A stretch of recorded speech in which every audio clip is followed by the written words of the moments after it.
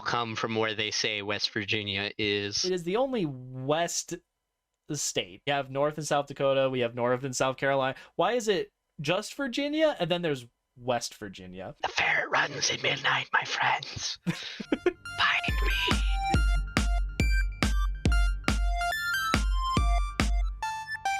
Hello, everybody. Welcome to Narratives and Nonsense. We are friends talking about random and recent stories, newsworthy or otherwise.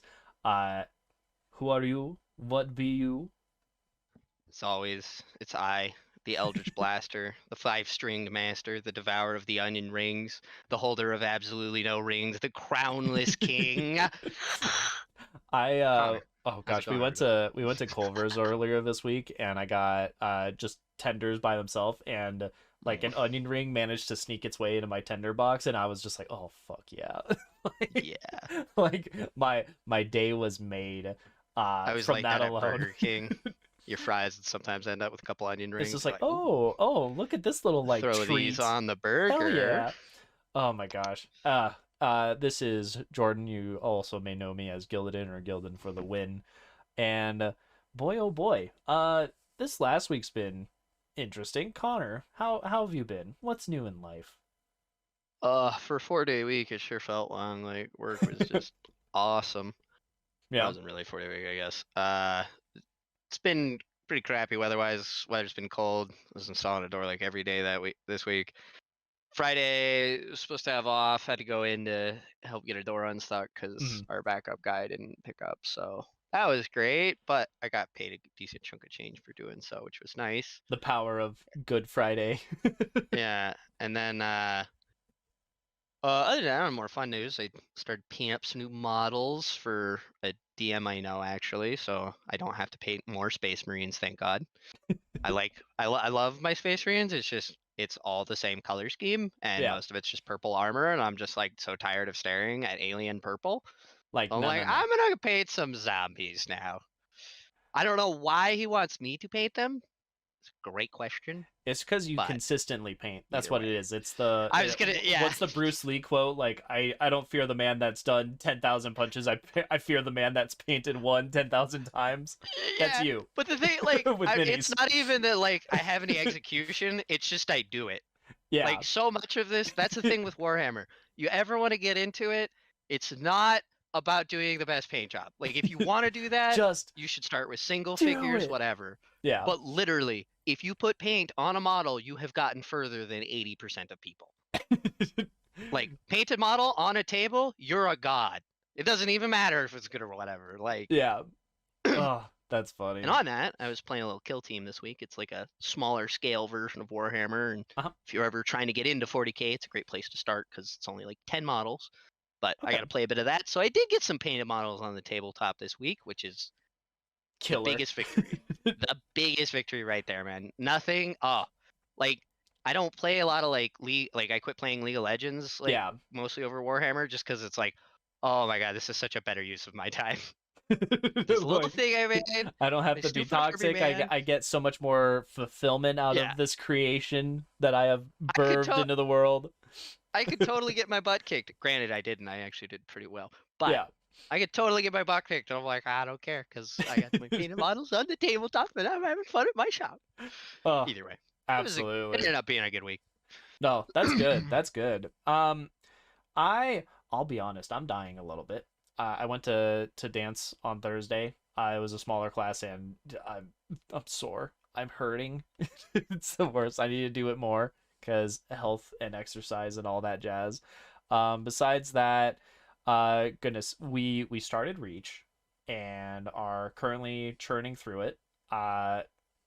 Because we're recording this on the Saturday rather than the Sunday, I have no idea if we're going to be at a finished point with Reach. I don't know how long that campaign is, but I've liked it best story-wise compared to everything else, and I have hope that it'll impress me and will draw better comparisons to go against with the Halo show.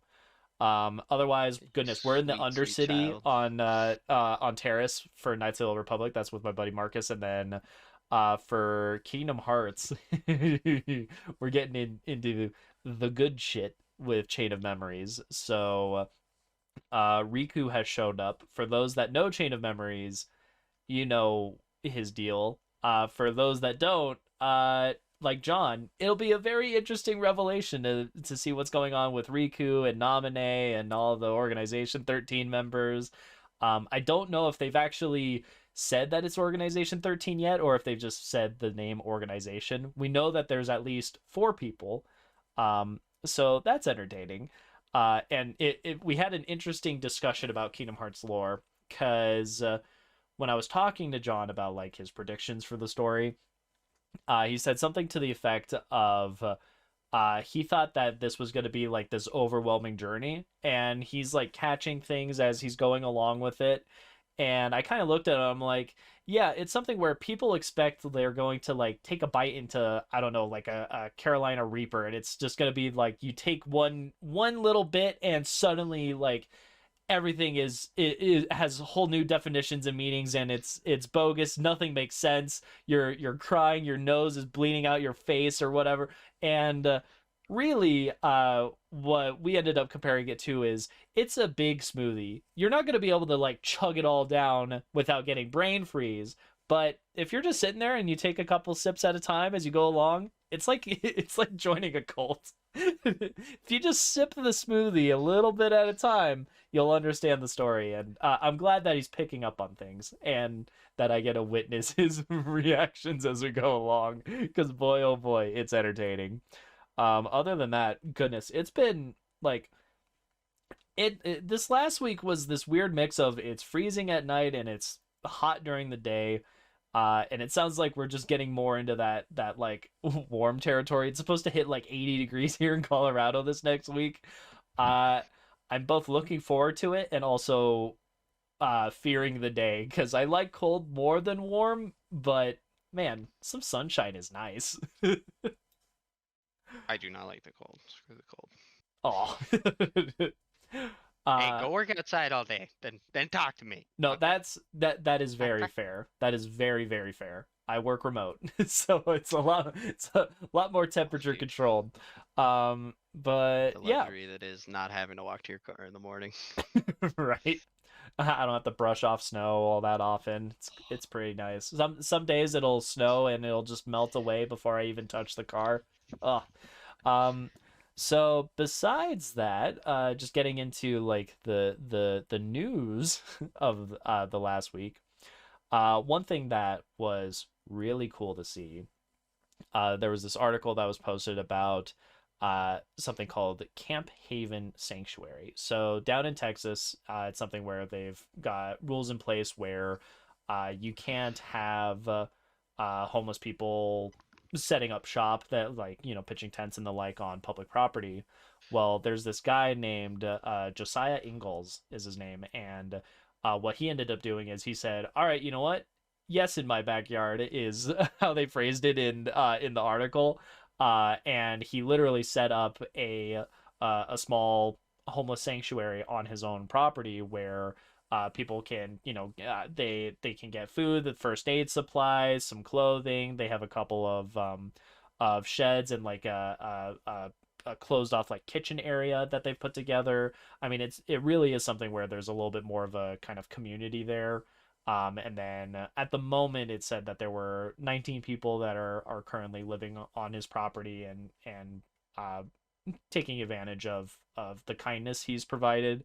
One of the things that he noted is when he was 17, he came out of the closet. He told his folks that he was gay and he was kicked out onto the streets. And he said very much that he knows what it's like to be unwanted, and part of that plays into his decision making. Fast forward many years later into doing something like this. So that was really cool and great to see that. In spite of uh, how things could be, there's always somebody that's out there like willing to to to meet that extra step to just show kindness to other people in the world. I really enjoyed that. Well, and of course you Um, gotta love it. Public property, but the public can't use it like that. Yeah. uh, So glad it's called public property for some reason. so um so that was one part that was really cool. Outside of that, there was a wildflower that was discovered in Ecuador. Um, More specifically, it's something where this flower was supposedly extinct for 40 years, and it was presumed extinct due to a lot of the extensive deforestation that was taking place. And the flower Gasteranthus extinctus, if I said that even remotely close to right, it's this like little unassuming orange thing that apparently, even though like 97% of the forests in kind of the western part of Ecuador have been cut down, converted to farmland, so on and so forth. Um, Even though all of that has happened, it's still apparently alive and well. That was pretty cool. And then kind of following that tangent into like ecological stuff. Um, Apparently scientists at a Swedish university found a what's been described as a revolutionary technology for storing solar energy. With this breakthrough, it's something where we can effectively store energy for up to 18 years, releasing it as heat as needed. Um, and The original kind of like breakthrough in that was from back in 2017. Now it's something where it's while it's still in its early stages, we're looking at that as being a way to have self-charging electronics that use and store solar on demand. I very much like to think uh, like something that exists almost on a space station. Essentially, where you just have a panel that's just No like kidding. on the outside. It just picks up sun as it needs, and then if it doesn't need, it just soaks it up. Like imagine phone battery life if every time you walk outside with your phone, it charges itself up as it goes. Like it's pretty uh exciting to think about. Plus, it just means that in terms of energy efficiency and using things effectively, you can better improve that. And that's always going to be a need is okay, Oh cool. We have yeah, renewable. It's something that it refreshes, but how do we hold on to it for when we don't need the power now, but we need it later? Uh, got to convert that floating mana into value. right. Magic players Exactly. out there know what I'm talking about.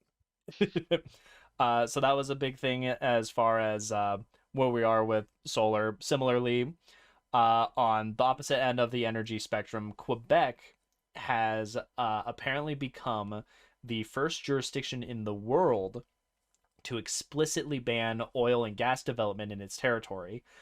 This is something that's been ongoing after decades of campaigning from groups all over the place, and it ironically it kind of comes on the heels of just the week prior, the government approved a new oil project off of Newfoundland. So there is a little bit of an irony with that, where it's like, oh yeah, cool, we approved this new big thing, uh, right after naturally we've reached this point where people are projecting like fossil fuel infrastructure can't be the ultimate solution for the long term. It's gotten us to this point, but we need to start switching and cycling off. Uh, there was a Holy report moly. going into those details. They made this project and now they've banned any future expansionary efforts. So it's been a lot of interesting whiplash in Quebec is what it sounds like to me. But ultimately that does have the like final staying power of okay, yeah, no more gas oil digging expansion, so on and so forth, on that side. Similarly, just in terms of reducing gas emissions and the like, Japan apparently hit a record low as it fell 5.1% in 2020 to 2021 uh, for its greenhouse gas emissions. So just more progress in the we're slowly turning a corner for keeping things more under control with emissions and the like. And kind of leapfrogging off of that, uh, Japan has a pretty heavy reliance uh, coal. It's something where right now Russian coal accounts for like 13% of its energy output from one of the articles I read, and then more importantly, it's something that's used in industry as a whole. So like steel manufacturing and the like. Japan had a recent turn where a lot of the people have been in support of Ukraine naturally, and in Japan they have announced that they're actually going to be banning Russian coal, which is a pretty big step. Part of it is noting the kind of humanitarian crisis and all of the bad deeds that are happening in Ukraine, and part of it is also a little bit more focused on the home politics. They're hoping that by cracking down even more on Russia, they've already taken away its favored trade status and the like with the country.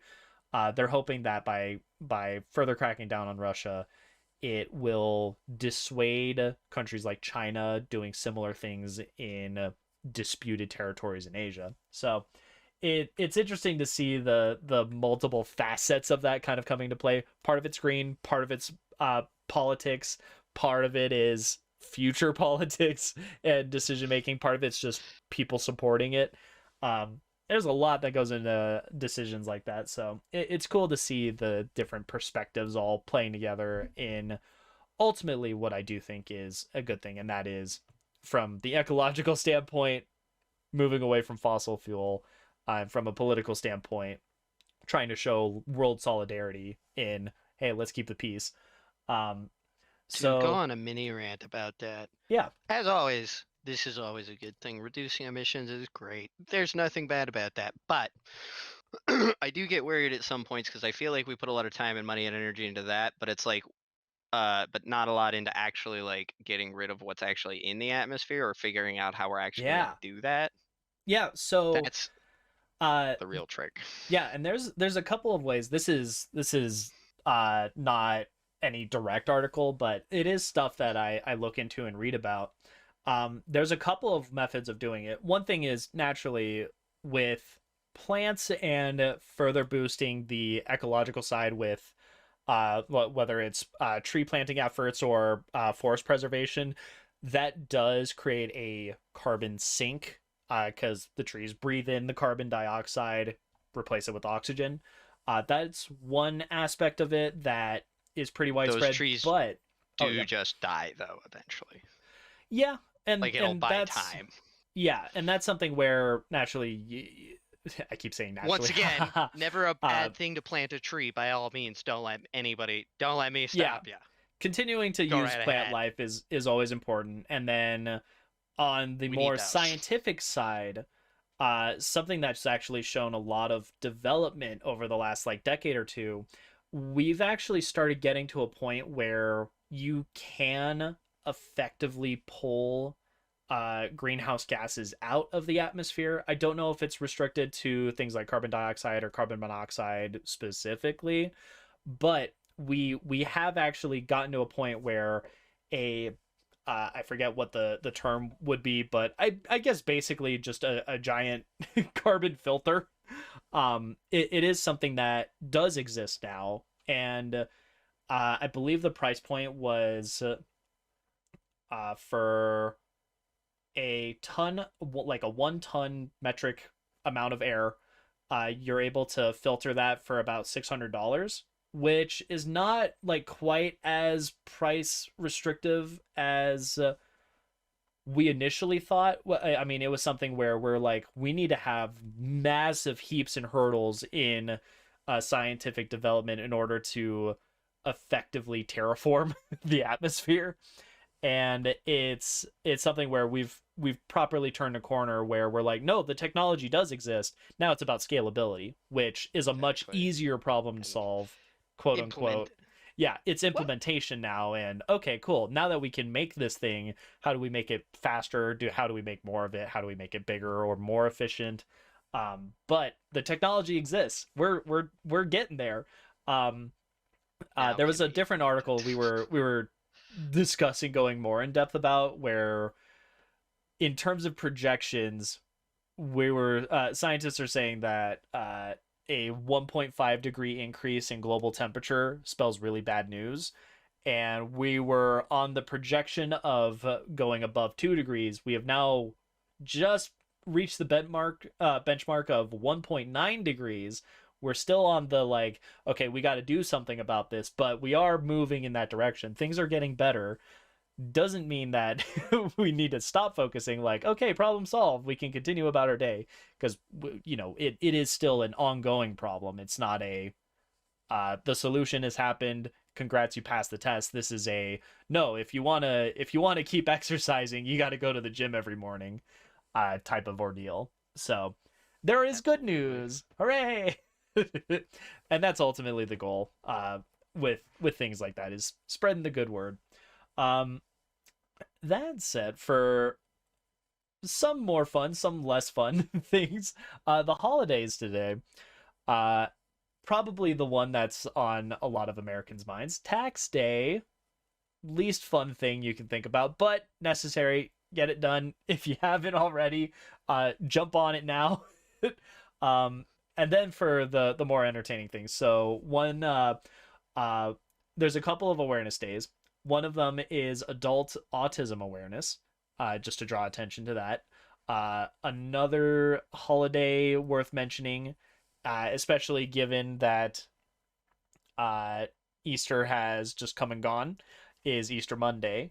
My family celebrates Easter Sunday every year, and it's something where usually we'll get together, and it'll be my like immediate family, and then our immediate family will go and visit our extended family. Um, with that, we usually have a very relaxed thing. Like, it's a little bit more of a potluck. A lot of us are a lot older now. When we were younger, we'd have, Easter egg hunts, and like some of them might have like a dollar bill in it, for example. So if there's like a gold Easter egg, that one has money in it, like, ooh, good on you. And then we'll play board games, we'll hang out, stuff like that. So Easter's always fun. And then Board and games. yeah, it's always a good time. IMO, and it to us, it's very similar to like getting together with family for Thanksgiving or for Christmas holidays. Um, with Thanksgiving, we'll have a lot more food on hand. There's still food in all three occasions, but those are like our family. Like, no, no, no, this is everybody comes together, conglomerates, celebrates the occasion. So Easter's always a fun one. And then beyond that, there's Animal Cracker Day, which is just, it's so fun. I love some good old animal crackers. Oh, In my soup, monkeys and rabbits. and rabbits, loop die loop. I wonder how many people know that that's, one, that it's Shirley Temple, two, that it's as old as it is. Because No goodness, kidding. Isn't that like the 30s or something? Yeah, It's pretty old. old. Yeah, that's crazy to think. Now I'm thinking on it.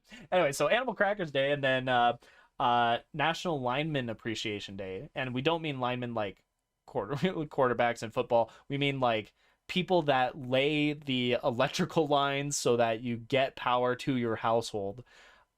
So absolutely a shout out for them. Both dangerous work and very, very important work.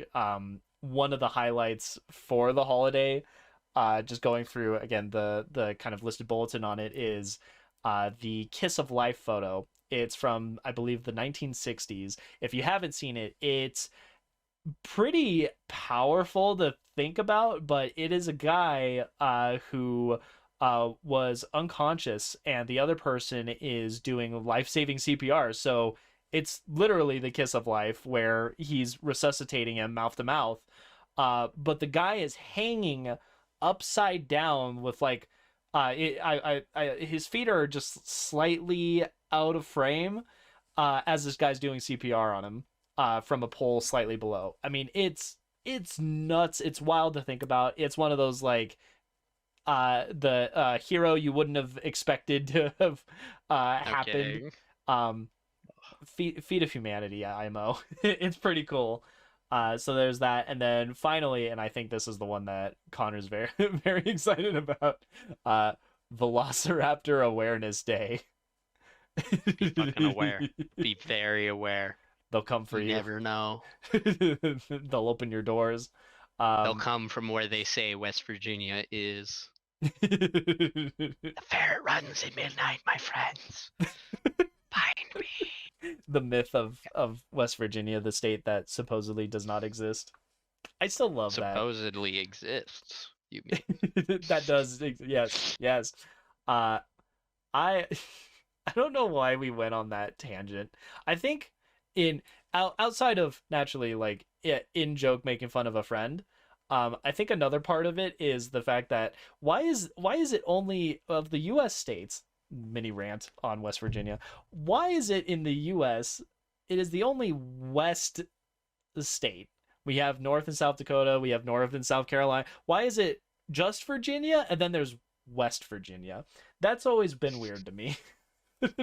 We'll have to look into that history that has been. They was in Virginia. They went west and was like, guess this is West Virginia. But we're not Virginia. We're West Virginia. Yeah, so it's Westwood. uh, I have no. One day we're gonna have to have a podcast where we actually like dive into the history of West Virginia. It really became a thing because I like having adversarial relationships with people's friends. Oh, it was so funny.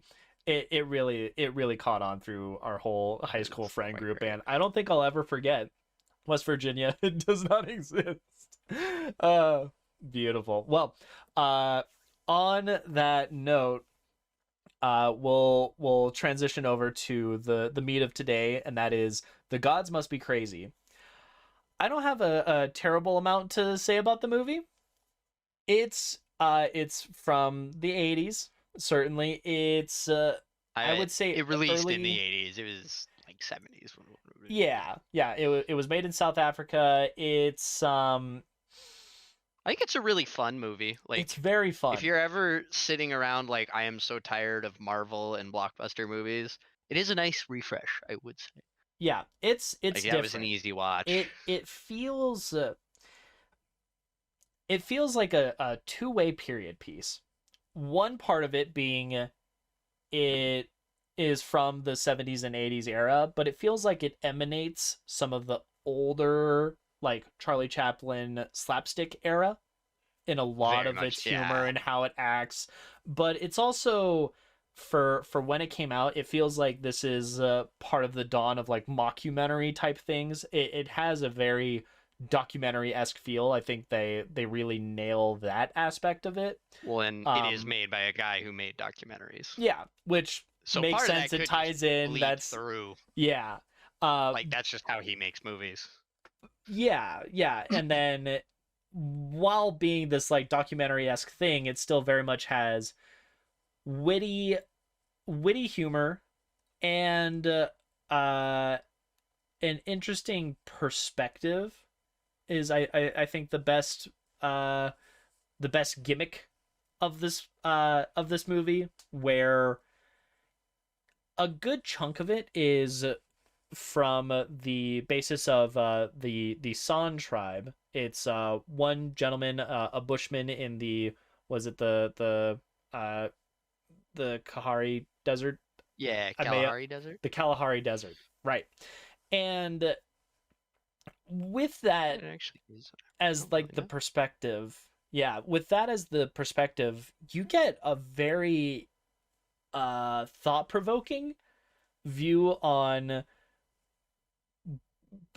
I guess, anthropology and human beings and culture and differences in how we go about our lives. And it definitely feels like it has an interesting thing to say while still very much being satirical comedy, because it is absolutely a funny movie. Like it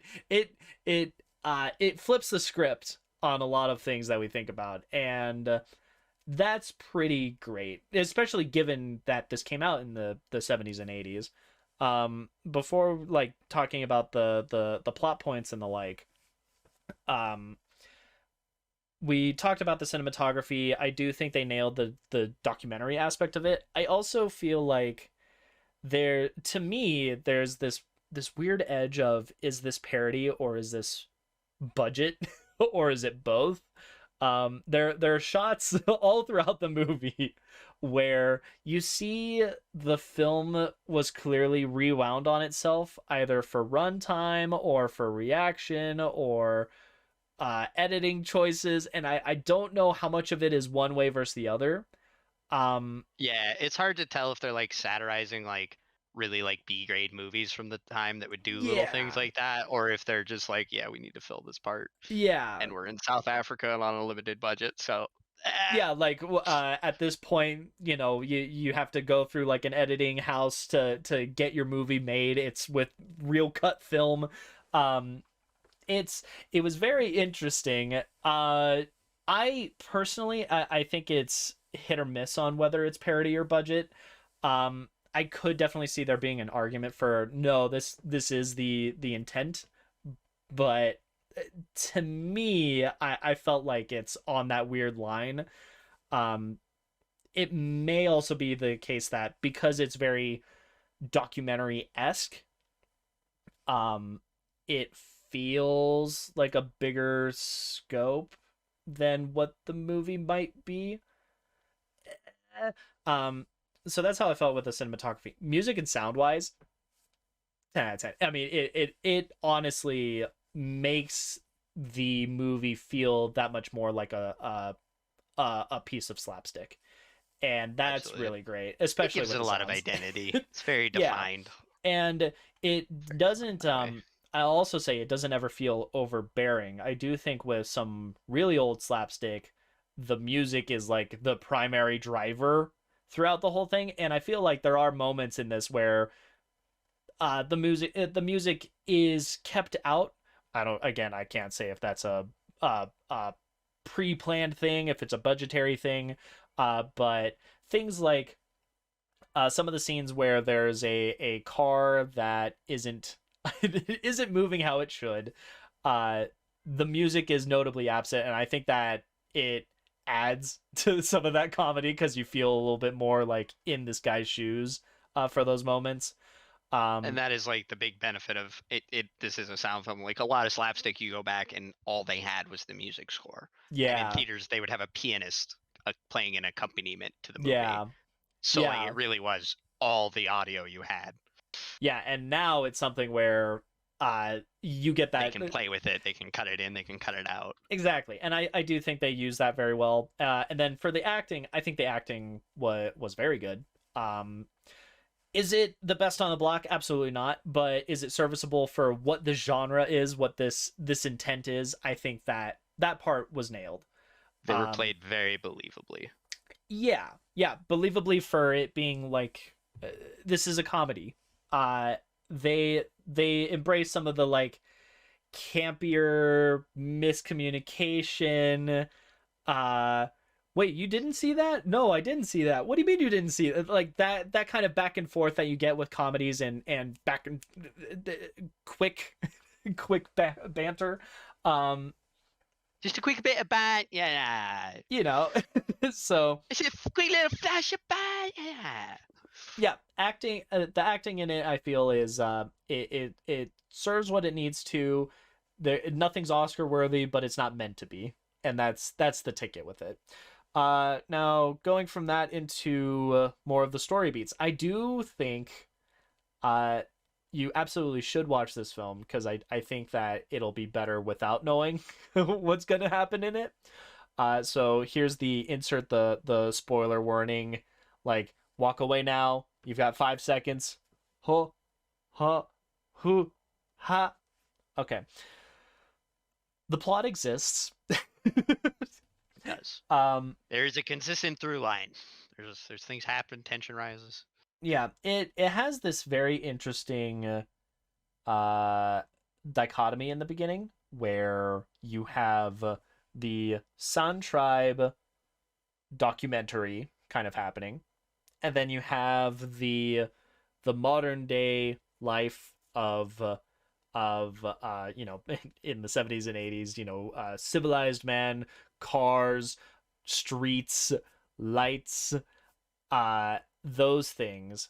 And I liked the kind of comparisons drawn between the two, where ironically it kind of feels like this movie treats the San tribe as almost being in a utopia where they I think one of the phrases They that just was share said, and help each other. yeah, one of the phrases is like they've never known a hard thing, like a physically hard or rough thing, and they just go about it. Every time that they go to, say, kill an animal for food, they speak to the animal, they apologize to it, they're like, hey, here's circle of life type of viewpoint. And meanwhile, going over to the modern day things, it's like, ah, yes, 10:30, you need to act like you're not busy for 15 minutes. And then at 10:45, you need to act like you're busy. At 1 o'clock, you'll have, like, it's very, like, broken They up. don't And even have a. They just look at the sun for time. They don't even know. yeah, and they're like, it's enough to drive people crazy. In fact, it does. And then it goes to the lady in the lunchroom who's like, I'm sorry, do the voices in my head annoy you? And she's like, no. Like, it's very silly. And I think a lot of the good in this movie is doing that, like, comparison between the two. Um Well, and it's very and like blatant and unapologetic. Like it is very like just beat you over the head with it. At like they're very bold. Like they just say stuff, and like with that scene, like they just yeah, say these like ridiculous things, and it's like, no, of course not, and they just act like it's completely normal, and this is just, and they yeah, pull that off really well. yeah. And I think that's something where a lot of this feeling like it's somewhat from the perspective of the Bushman San tribe. I think that's something where this movie really succeeds when later in the plot, because it is something where you kind of have these 2 points that eventually merge together. Uh, this arc with the tribesmen and I guess being more mockumentary, documentary-esque focus, I think that succeeds really well. There is also this, like, underlying B plot. I'm gonna call it B plot. I think the Sans tribe is technically the B plot. It doesn't have as much focus to me, but I like it a lot more. So there is uh, a person going on vacation uh, in in Africa with a gentleman who is, I would say, in a, like, blockbuster type of movie. He's the, like, masculine hero that, like, does the he's knowledgeable about the forest and stuff like that. Like, this is somebody that is working on his doctoral thesis in Africa, and they just rug pull all of that. He acts like a buffoon. He stammers over his words. He, like, It's mostly when he's around the female lead too. yeah. He Like he can't struggles hold with his himself together. car. Yeah, it's something where this guy is just an absolute mess, in the best of ways. And I feel like that plot with him and the love interest between him and the what is it? It's Andrew and Kate are the two characters' names, if I'm right. Yeah, sure. It's there. It's serviceable.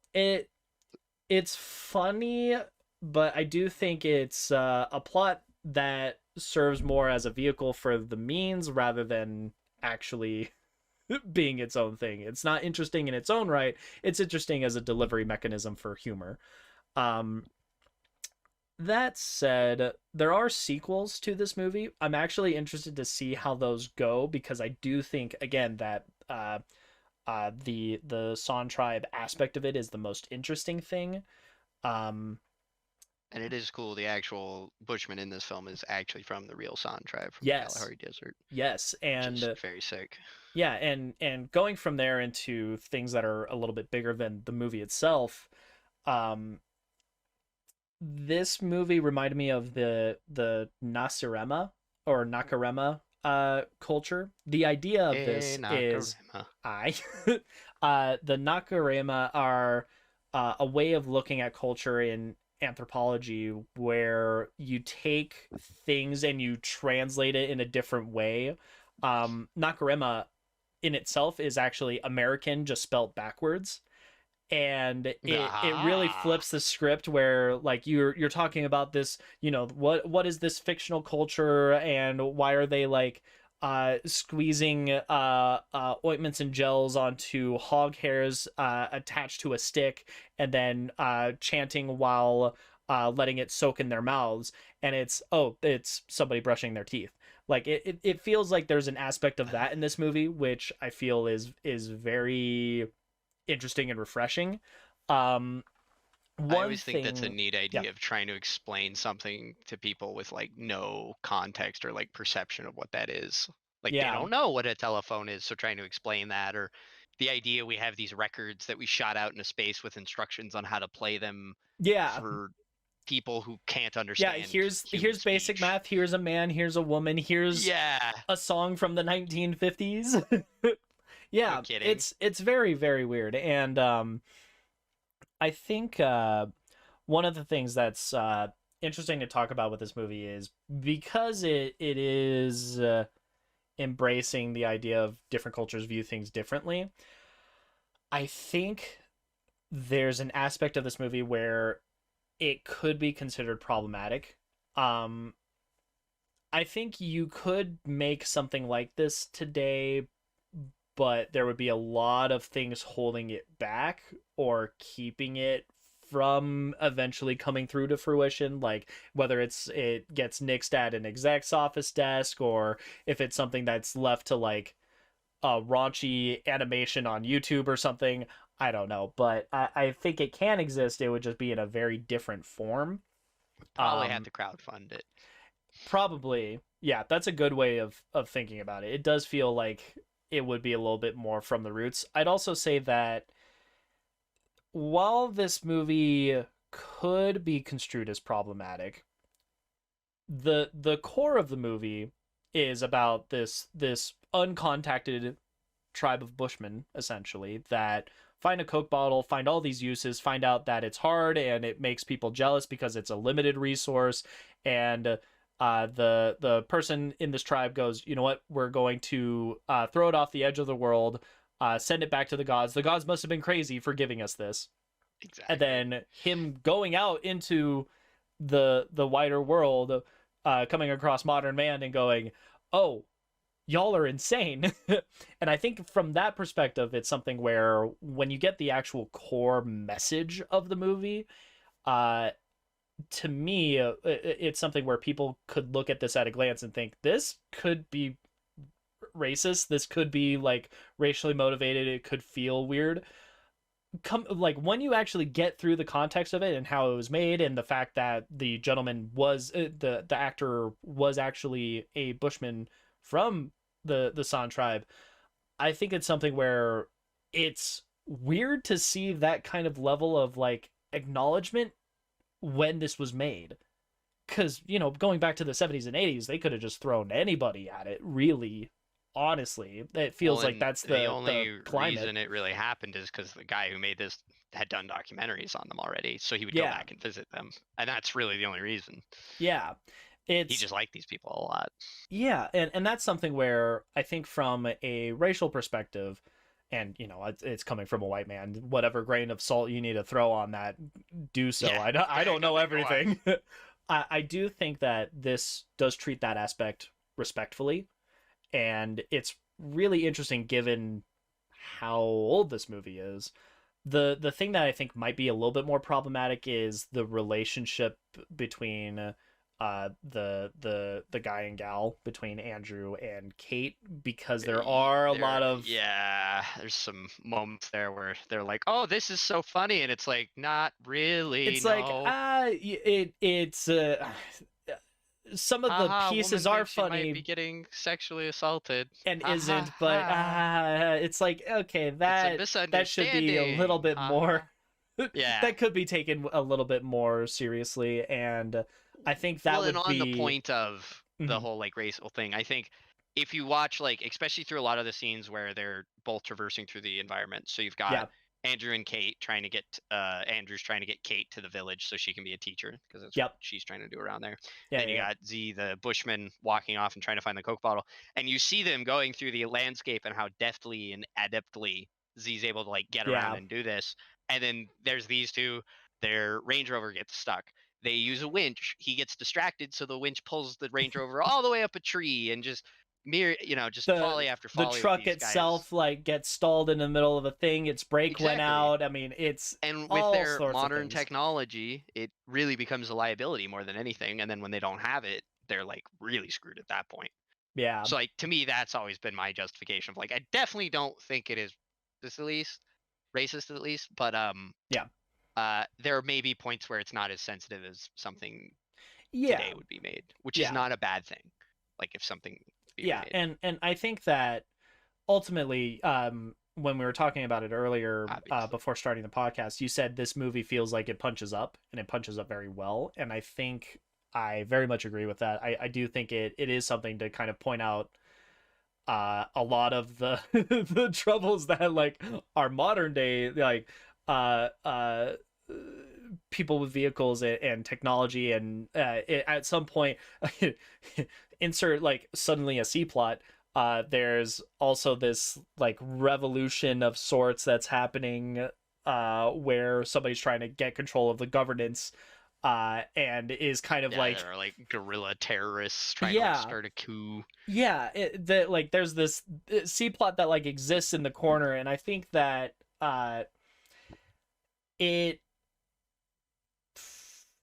does a weird balancing act. I think for the most part it does it well enough that the plot works, but at the end of the day, I think that the perspective of the San tribe and the Bushmen on modern society, I think that is the most interesting thing that I gleaned from it. But there's a lot to pull apart with it, potentially. And again, this is very comedic. This is a very funny movie. That's the thing. It's all like there is definitely some like criticism of like modern society, but it is very palatable and very funny. Yeah. Well, with all of that being said, Connor, where can we check you out? As always, a 5-string Connor on YouTube. If for some reason you want to look through my random repository of videos, hit me up on Pokemon Showdown. Nonsense narrator. Take them down. Still the champ, as always.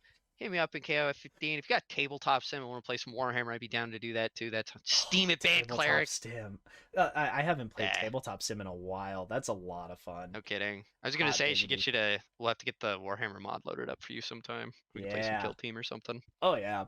Outside of that, if you want to see more of me, I am here, Narratives and Nonsense. We post on Mondays. You can also check me out on Gillidan for the Win. That is my YouTube channel, linked down below, same as his. And ultimately, I play Kingdom Hearts with my friend John on Wednesdays. I play Halo sometimes with myself, sometimes with my buddy Marcus on Sundays. And I visit my friend Marcus's channel. He streams on Twitch on Eldritch Bunch, and he plays Knights of the Old Republic on Saturdays. In fact, we are just about to begin another round as of the time of this recording. So, with all that being said, check us out. Thanks for joining in our our endeavor. The gods must be crazy.